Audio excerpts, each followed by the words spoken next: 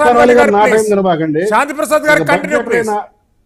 Budgetary non budgetary yes ఈ ప్రభుత్వంలో మన రాష్ట్ర ప్రభుత్వంలో నాన్ బడ్జెటరీ ఎక్స్పెండిచర్ ఎక్కువ ఉంది, బడ్జెటరీ ఎక్స్పెండిచర్ అనేది కనపడలేదు. బడ్జెటరీ ఎక్స్పెండిచర్ యాక్చువల్స్ ఒక రకంగా ఉన్నాయి, వాళ్ళు ఎలకేషన్స్ ఒక రకంగా ఉన్నాయి, యాక్చువల్స్ వచ్చేటప్పుడు పడిపోతున్నాయి. అవన్నీ కూడా వేరే వాటికి బదలాయించబడుతున్నాయి. దానికి పలు ఉదాహరణలు ఉన్నాయి. నాన్ ప్లానింగ్ ఎక్స్పెండిచర్ విపరీతంగా జరుగుతుంది, ప్లానింగ్ ఎక్స్పెండిచర్ జరగట్లేదు. ప్లానింగ్ ఎక్స్పెండిచర్ అంటే ఏదైనా సరే దాని ఏమంటారు అంటే లాంగ్ టర్మ్ షార్ట్ టర్మ్ ఉంటాయి, క్యాపిటల్ ఇన్వెస్ట్మెంట్లు ఇవన్నీ. అవేవి ఇక్కడ మన రాష్ట్రం వీళ్ళు చెప్తున్నది ఒకే ఒక ఇన్వెస్ట్మెంట్ ఏంటంటే సచివాలయాలు కట్టాం కదా గ్రామ గ్రామాన్ని సచివాలయం కట్టకపోతే అంతకుముందు గ్రామ స్వరాజ్యం లేదా, గ్రామ పంచాయతీలు లేవా, పంచాయతీ ఆఫీసులు లేవా? మీరు కొత్తగా వచ్చి కట్టారా? ఆ రోజు ఉద్యోగస్తులను పనిచేయదు ఈ 75 సంవత్సరాల పాటు. కాబట్టి ఈ కాకమ్మ కబుర్లొద్దు. రైతు భరోసా కేంద్రాలు ఉన్న 14,000 గ్రామాల్లో ఉన్నాయి అంటారు, అన్ని కూడా అద్దెకు సంబంధించినవి. సొంతానికి ఉన్నాయి 1/3 కూడా లేవు. అద్దెలు చెల్లించలేక వాళ్ళు కూడా నానా గోల పడుతున్నారు. కాబట్టి ప్లాన్డ్ ఎక్స్పెండిచర్ లేదు, క్యాపిటల్ ఎక్స్పెండిచర్ అస్సలు లేదు. ఇన్ఫ్రాస్ట్రక్చర్ అనేది సంకనాగిపోయింది ఈ ఆంధ్ర రాష్ట్రంలో. అసలు దానికి ప్రసక్తి లేదు, ఊసు లేదు. ఇక ప్రాజెక్టులు అంటారా, రాజధాని కానీ, పోలవరం కానీ, మిగతా ఉత్తరాంధ్ర రాయలసీమ సుజల సమితి ప్రాజెక్టులు ఎప్పుడో మట్టి కలిసిపోయి అవి ముట్టుకోనందుకు ఒక విషయం చెప్తున్నా. ఈ క్రిస్మస్ రోజు ఆ దేవుడి బిడ్డకి అవి ముట్టుకోనందుకు జగన్ రెడ్డికి నిజంగా చేతులెత్తి నమస్కారం పెడతాం. ముట్టుకొని నాశనం చేసే కన్నా మేము వచ్చిన తర్వాత మేము వాటిని ఎట్లా పూర్తి చేస్తాము, మీరు ముట్టుకోనందుకు వాటిని నాశనం చేయనందుకు మీకు ధన్యవాదాలు. ఇక మిగతా విషయాలు మీరు అడిగింది జోగయ్య గారికి ఫేక్ లేఖలు. ఈ ఫేక్ లేఖలు రాయడం టీడీపీ జనసేన మైత్రిని భంగం కలిగించే విధంగా అధికార పార్టీ కుట్రలు, చేగొండి హరిరామ జోగయ్య గారి స్వయంగా ఆయన లెటర్లు కూడా ఫోర్జరీ చేసినటువంటి సంఘటనలు ఈ మధ్యనే వెలుగులోకి వచ్చాయి. ఈ కుట్రలేంటి? ఇవి గతంలో మా పార్టీ మీద కూడా జరిగినాయి. జనసేన అధినేత పేరుతో సంతకాలని కాపీ కొట్టి వాళ్ళు ఫేక్ లెటర్లు రిలీజ్ చేయటం జరిగింది. అయితే ఆ వెధవలు చేసే ఒక తప్పు ఏంటంటే ఆ ఫాంట్, ఆ యొక్క లెటర్ హెడ్ ఇది వాళ్ళు సరిగా అంచనా లేకపోవడం, దాంతో దొరికిపోయారు. హర్రామ్ జోగయ్య గారిని కూడా కాపీ కొట్టే స్థాయికి వీళ్ళు దిగజారిపోయారు. రాజకీయ పార్టీలు అంటే వీళ్ళ బతుకులు ఏ స్థాయికి దిగజారిని అర్థం చేసుకోవాలి. వీళ్ళ సోషల్ మీడియా కానీ, వీళ్ళ ఆధ్వర్యంలో నడిచే ఆ సోషల్ వింగులు కానీ, ఆ వెధవల గురించి మాట్లాడుకుని మన టైం వేస్ట్ పెట్టుకోవాలి. అసలు రాష్ట్రానికి పనికొచ్చే సమస్యలు మాట్లాడు. Yes sir. కృష్ణాంజనేయులు గారు, 2 జాతీయ పార్టీలు కాంగ్రెస్, భారతీయ జనతా పార్టీ రెండుటికి కూడా ఆంధ్రప్రదేశ్ రాష్ట్ర పాలిటిక్స్లలో పొలిటికల్ స్పేస్ ఇప్పుడు అవైలబుల్ ఉందని మనం భావించుకోవచ్చా? ఎందుకంటే ఏ రాష్ట్రాలలోనైతే ప్రాంతీయ పార్టీలు యాక్టివ్గా ఉంటాయో ఆ రాష్ట్రాలలో జాతీయ పార్టీల పొలిటికల్ స్పేస్ అనేటటువంటిది నామమాత్రంగా ఉంటుంది. కాంగ్రెస్ కానీ, భారతీయ జనతా పార్టీ కానీ పొలిటికల్ స్పేస్ ఆంధ్రప్రదేశ్లో ఎంతవరకు అవైలబుల్ ఉందంటారు? ఇప్పుడు ప్రాంతీయ పార్టీలు ఇక్కడ బలంగా ఉండటం ఒక అంశం అయితే, రెండవది కాంగ్రెస్ నుంచి ఎవరైనా విడిపోయి పార్టీలు పెట్టుకున్నటువంటి వాళ్ళు ఆ పార్టీల అధికారంలోకి వచ్చి బలంగా ఉన్న చోట మళ్ళీ కాంగ్రెస్ పార్టీ బతికి బట్ట కట్టడం లేదని ఇప్పటి వరకు ఎక్స్పీరియన్స్ అదే చెప్తుంది. పశ్చిమ బెంగాల్ మనం వెస్ట్ బెంగాల్ కానివ్వండి, ఆంధ్రప్రదేశ్ కానివ్వండి, మహారాష్ట్ర కానివ్వండి, అదే విధంగా తమిళనాడు కానివ్వండి, ఇవన్నీ కూడా ఎక్స్పీరియన్సెస్ మన ముందున్నాయి. కాబట్టి ఆంధ్రప్రదేశ్ లో కాంగ్రెస్ పార్టీ నుంచి చీల్చుకొని కాంగ్రెస్ పార్టీ ఓటుతో వైఎస్ఆర్ కాంగ్రెస్ పార్టీ వచ్చింది. రాజశేఖర రెడ్డి రాజకీయ వారసత్వం కూడా జగన్మోహన్ రెడ్డి తన కొడుకుగా తీసుకుంటే కాంగ్రెస్ పార్టీ ముఖ్యమంత్రి అతను. కాంగ్రెస్ పార్టీ రాజశేఖర రెడ్డిని నువ్వెలా తీసుకుంటావని మాట్లాడలేనటువంటి కాంగ్రెస్ పార్టీ. అందుకని వాళ్ళకి ఏ విధంగా వైఎస్ఆర్ కాంగ్రెస్ పార్టీ రాష్ట్రంలో రాజకీయంగా వాళ్ళ ప్రభావం కోల్పోతే అప్పుడు వాళ్ళకి ఏమైనా స్పేస్ దొరికింది తప్ప ఇంకొక అవకాశం లేదు. రెండవది ఏమిటి అని అంటే, 2 బలమైనటువంటి కాంగ్రెస్ పార్టీ ఏమో 1.5% ఏమో ఓట్లు ఉన్నాయి. బీజేపీ పరిస్థితి 0.86%. వాళ్ళు నోటాతో పోటీ పడుతున్నారు. ఒక రకంగా చెప్పాలంటే బీజేపీతో పోల్చుకున్నప్పుడు కాంగ్రెస్ పార్టీ బెస్ట్ గా ఉందండి. ఎందుకు ఈ మాట చెప్తున్నాడు AP1? ఎందుకు ఈ మాట చెప్తున్నా అంటే 2014లో కాంగ్రెస్ పార్టీ మీద తీవ్రమైనటువంటి వ్యతిరేకత ఆంధ్రప్రదేశ్ లో. ఎందుకు? ఇందాక శాంతి ప్రసాద్ గారు చెప్పారు, రాష్ట్రాన్ని అన్యాయంగా విభజించారు, అశాస్త్రీయంగా విభజించారు, రాష్ట్రానికి నష్టం చేశారు, అందుకని వాళ్ళ మీద వ్యతిరేకత. 9.5 సంవత్సరాలు తేలినటువంటి అంశం ఏంటంటే ఈ బీజేపీ వాళ్ళు అంతకన్నా ఎక్కువ అన్యాయం చేశారు. 9.5 సంవత్సరాలు కనీసం రావాల్సినటువంటి అడ్డు కూడా రానియకుండా రాష్ట్రానికి తీవ్రమైనటువంటి అన్యాయం చేశారు. కాబట్టి వీళ్ళకన్నా రేపు పొద్దున వాళ్ళు ఏమైనా అధికారంలోకి వస్తే ఆ ప్రత్యేక హోదాను విభజన హామీలో ఏమని ఇస్తారో వాళ్ళ గురించి ఏమన్నా కొంచెం బీజేపీతో పోల్చుకున్నప్పుడు 1.5% వాళ్ళకి ఎక్కువ ఉండదు. అలాగని ప్రాంతీయ పార్టీలు ఈ రోజున బలంగా కొట్లాడుకునేటువంటి ఈ పరిస్థితుల్లో రెండు పొట్టేళ్ల మధ్య ఒక లేగదోడలాగంటే కాంగ్రెస్ పార్టీ అని అన్న. బీజేపీ కూడా తోక పార్టీ ఆంధ్రప్రదేశ్ లో. ఇప్పుడు ఈ రోజున జనసేన పార్టీ వెనకాల బీజేపీ నడుస్తుంది అని అంటే జనసేనకు ఉన్నటువంటి బలం 6.5% 2019 ఎన్నికల్లో వచ్చినాయి. ఇప్పుడు అది డబుల్ అయిందో లేకపోతే ఇంకా పెరిగిందో ఏమైనా జరగదు. కానీ బీజేపీ పరిస్థితి 2019తో పోల్చినప్పుడు 0.86%, అసలు 0.86% కూడా ఉందో లేదా అనేటువంటి పరిస్థితి. నాలాంటి వాళ్ళ బాధ ఏంటంటే రేపు పొద్దున జనసేన తెలుగుదేశం బీజేపీతో పొత్తు పెట్టుకుంటే ఒక 100 కేజీల బండని నడుము కట్టుకొని బాయిలో దూకినట్టే అనేటువంటిది ఇక్కడ స్పష్టంగా రాష్ట్రంలో ఉండేటువంటి పరిస్థితి. అందుకని రెండు జాతీయ పార్టీలకు ఆంధ్రప్రదేశ్ లో స్పేస్ లేదు. బీజేపీతో పొత్తు పెట్టుకుంటే రేపు పొద్దున జనసేన తెలుగుదేశం కూడా మునగటం ఖాయము. అందుకు ఒక రకంగా వైఎస్ఆర్ కాంగ్రెస్ పార్టీకి నెత్తిన పాలు పోసినట్టే వీడు. ఎందుకంటే బీజేపీని అంత వ్యతిరేకిస్తున్నారు ఆంధ్రప్రదేశ్ లో ప్రజలు. కానీ మరి ఎందుకో మరి ఆ జనసేన తెలుగుదేశం పార్టీ మరి వాళ్ళకు ఉండేటువంటి సమస్యలు ఏమో తెలియవు. వాళ్ళిద్దరూ అయితే మాత్రం ఖచ్చితంగా బీజేపీతోనే కలిసి వెళ్ళాలని వాళ్ళు నిశ్చయించుకొని ఉన్నారు. ఆల్రెడీ బీజేపీతోనే ఉంది జనసేన.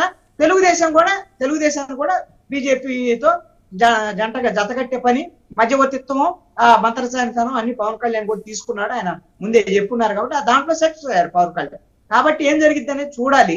వాళ్ళిద్దరికి మాత్రం ఇక్కడ స్పేస్ లేదు అనేటువంటిది మాత్రం స్పష్టమైనటువంటి అంశం. సాంబశివరావు గారికి ఒక మాట చెప్పాలి.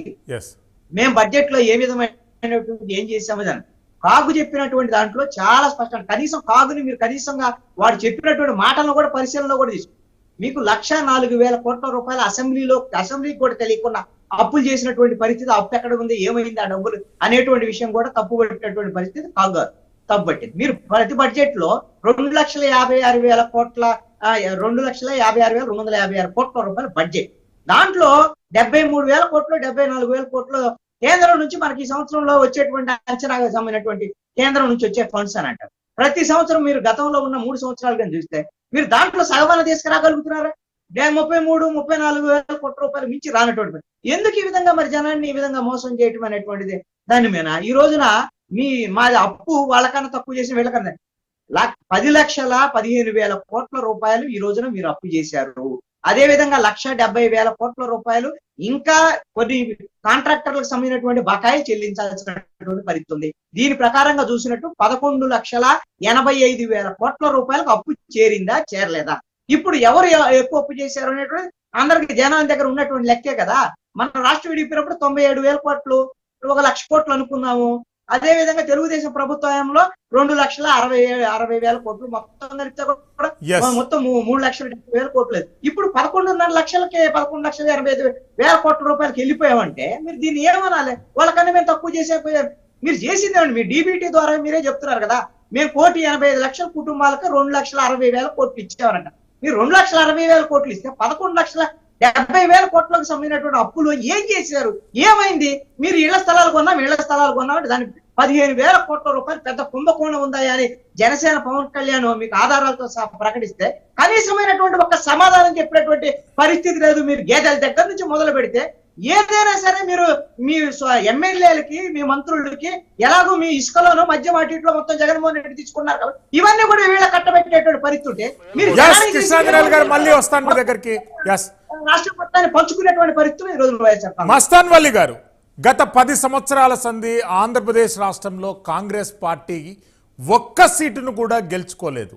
సంక్రాంతి తర్వాత ఏం అద్భుతం జరుగుతుంది కాంగ్రెస్ పార్టీలో? ఇంత కాన్ఫిడెంట్ ఎక్కడి నుండి వచ్చింది? ఎందుకు వచ్చింది? కౌన్సిలర్, ఒక ఎమ్మెల్యే, ఒక ఎమ్మెల్సీ, ఒక ఎంపీ లేని మాట వాస్తవం. మాకున్నటువంటిది ప్రజా పోరాటం, ప్రజాక్షేత్రంలో ఉన్నాం. ఎక్కడ ప్రజాక్షేత్రాన్ని వదలలేదు. ఇప్పుడున్నటువంటి ప్రతిపక్ష పార్టీల కన్నా కూడా ఎక్కువ మోతాదులో పోరాటం చేస్తున్నటువంటి కాంగ్రెస్ పార్టీ.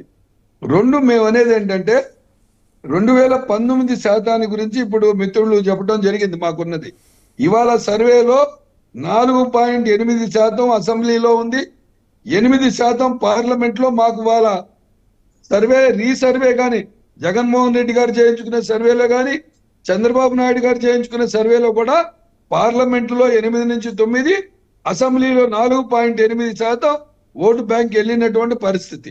ఇవాళ మాకు ఎమ్మెల్యే ఎంపీలు గెలవకపోయినా ప్రజాక్షేత్రంలో ఉన్నామా లేదా అనేటటువంటిది ఇంపార్టెంట్. మీరు అన్నట్టుగా సంక్రాంతి తర్వాత ఈ రాష్ట్రంలో నిర్దిష్టంగా ప్రజల్లో ఇవాళ కాంగ్రెస్ ఉంటేనే బాగుంటుంది, కాంగ్రెస్ ఉన్నప్పుడే రాష్ట్రం బాగుంది, కాంగ్రెస్ ఉన్నప్పుడే రాష్ట్రం సుభిక్షంగా ఉంది, ఇటువంటి దౌర్భాగ్య పరిస్థితి ఎప్పుడు చూడలేదు, ఇటువంటి అప్పుల పరిస్థితి ఏ రోజు చూడలేదు అనేటటువంటి భావన ప్రజల్లోకి వచ్చింది. దానిలో భాగంగా మరీ ముఖ్యంగా సౌత్ ఇండియాలోకి వచ్చేటప్పటికి ఇండియా కూటమి, ఇండియా ప్రభుత్వాల చుట్టూగా ఆంధ్ర చుట్టూ, అది కర్ణాటకన, కేరళన, మరి తమిళనాడు, ఈ రాష్ట్రాలన్నీ కూడా ఇవాళ కాంగ్రెస్ ఇండియా కూటమిలో ఉన్నటువంటి రాష్ట్రాలు. ఈ రాష్ట్రంలో తప్పకుండా దాని ప్రభావం ఉంది. ఇవాళ రాహుల్ గాంధీ గారి మీద భారత్ జోడో యాత్ర తర్వాత తప్పకుండా దాని ప్రభావం ఆంధ్ర రాష్ట్రం మీద ఉంది. ఆంధ్ర రాష్ట్ర ప్రజలు కాంగ్రెస్ వైపు వస్తారనేటటువంటి పూర్తి విశ్వాసంతో రేపు ఈ యొక్క